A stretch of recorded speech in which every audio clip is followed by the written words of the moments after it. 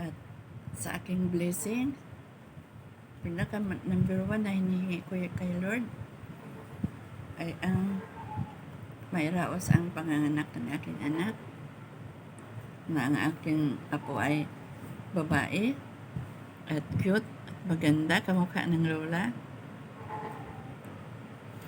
at sa kalakas at kalusugan ibinigay ni Lord sa akin, ay dinagdagan pa ang aking buhay, kaarawan, at sa lahat ng mga suporta at nag-greet sa aking kaarawan sa birthday ko.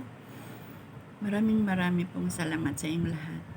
Hindi ko man maisa-isa ng sasagot ko sa inyong mga pagbati sa akin, pero dito sa aking video na ito, dito ko iparating ang pasasalamat ko sa inyong lahat na pagbati.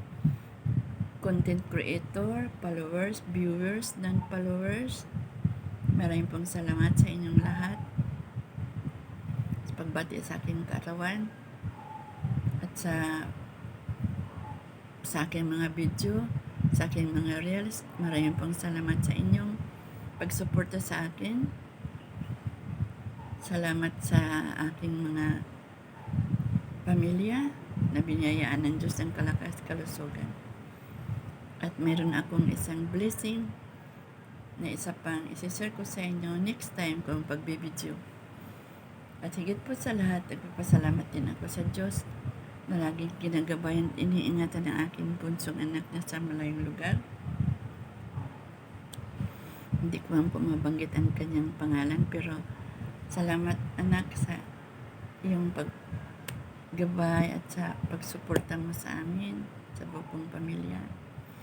At sa lahat, sa aking mga kapatid, mga kamag-anak, sa lahat ng bumabati sa akin kaarawan, thank you so much. At sa lahat ng followers, viewers, content creators, salamat sa inyong walang sawang pagsuporta sa aking mga reels at video. Thank you for watching. Bye-bye. God bless sa inyong lahat.